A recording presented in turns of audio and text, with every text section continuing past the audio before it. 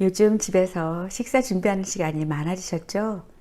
저희 집도 성인 5명이 매일 식사를 하는데요. 돌아서면 뭘 해 먹나 고민하는 일이 많아졌답니다.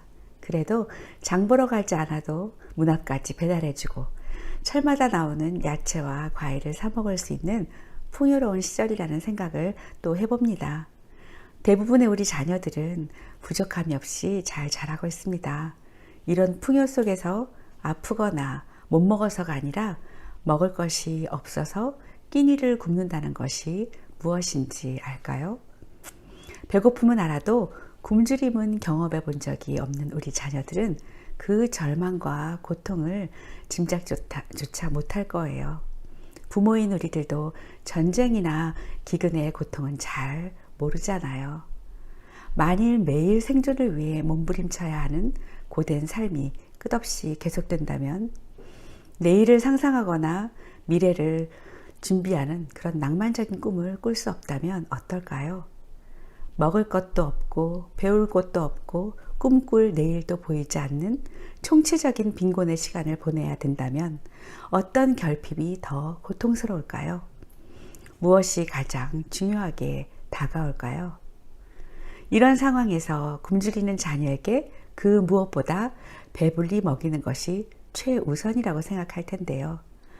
꿈을 꾸며 자라가야 하는 자녀에게 정말 빵만 있으면 될까요? 우리 자녀의 성장기에 채워져야 할 것이 무엇인지 한 번 더 생각하게 하는 이야기, 인간은 무엇으로 사는지를 자녀와 함께 읽고 생각해 보는 책, 내가 만난 꿈의 지도를 소개합니다.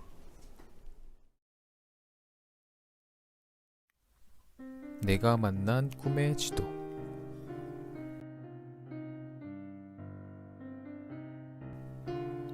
전쟁이 온 나라를 덮치고 여기저기 건물이 무너졌어요. 세 식구는 모든 것을 잃고 빈손으로避난을 떠났습니다.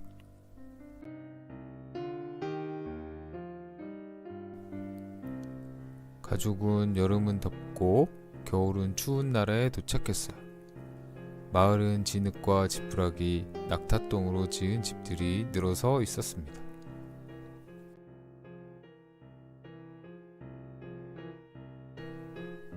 가족은 손바닥만한 방에서 낯선 부부와 함께 살게 되었습니다. 장난감과 책도 없고 무엇보다 먹을 것이 부족했습니다. 이 그림책은 칼데코상을 비롯하여 여러 상을 수상한 작가 유리 슐레비치가 자신의 고향인 폴란드를 떠나 유럽을 떠돌았던 어린 시절의 이야기를 담은 책입니다. 전쟁은 이 가족의 모든 것을 앗아가고 어린 소년의 단란한 가정을 위기 가운데 떠돌게 했습니다.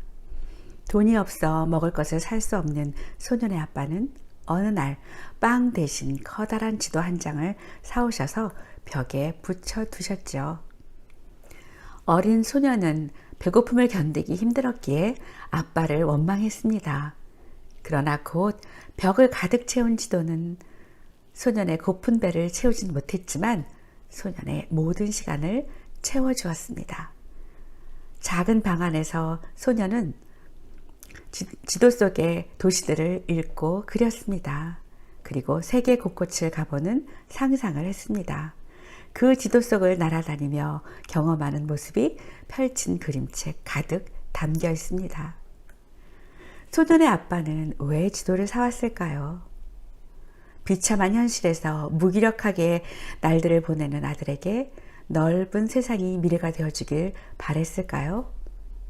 아니면 아무 놀잇감도 없이 무기력하게 웅크리고 있는 아들을 위해 우연히 발견한 지도 한 장이 친구가 되어주길 바랬을까요?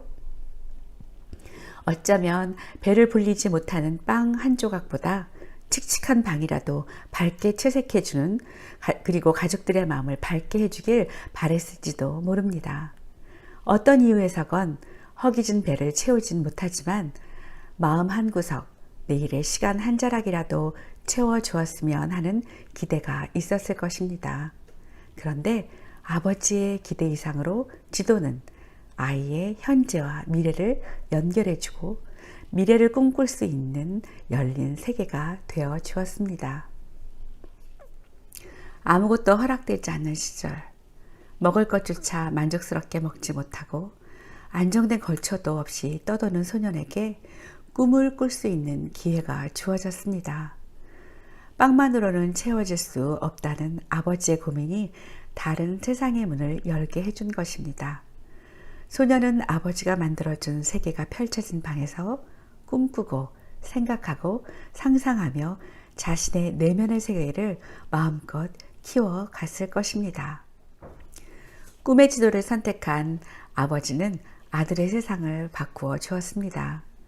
부모의 선택은 자녀의 미래를 열어주기도 합니다. 하지만 자신의 경험과 편견 때문에 닫아버리기도 합니다.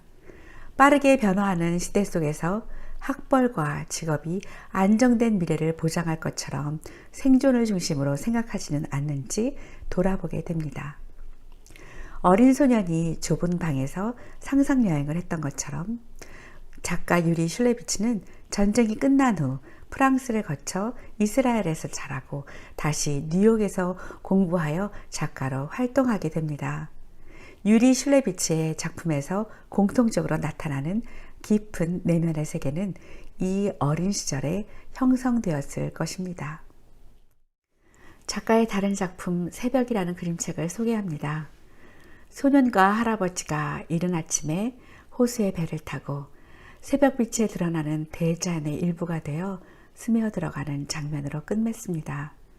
잔잔하고 차분한 새벽을 지나 점차 빗속에서 거대한 정체를 드러내는 자연의 모습과 그 속에서 웅크린 잠을 깨워 조용히 나아가는 소년과 할아버지의 단조로운 움직임이 참으로 인상적입니다. 거대한 세상 속에서 주저함 없이 스며들 듯 나아가는 소년의 모습 속에서 마치 작가의 내면 세계가 차분하면서도 진지하고 두려워하기보다는 의연하게 다가가는 모습을 엿볼 수 있습니다. 기억의 세계가 그 사람을 만듭니다. 가난 속에서 자랐지만 정작 가난한 줄 몰랐다거나 넉넉한 환경에서 자랐는데도 초라한 어린 시절을 기억으로 지닌 사람들이 있습니다. 자녀가 성장기 동안 자신의 환경에 노골적으로 지배를 받는다면 그 절대적인 요인은 바로 부모일 것입니다. 부모는 물리적 환경보다 자녀에게 더 크고 강하고 절대적인 세계이기 때문입니다. 자녀는 부모의 따뜻한 품과 환경에 반응하는 태도와 자녀를 바라보는 표정과 의연한 인격 안에서 자랍니다.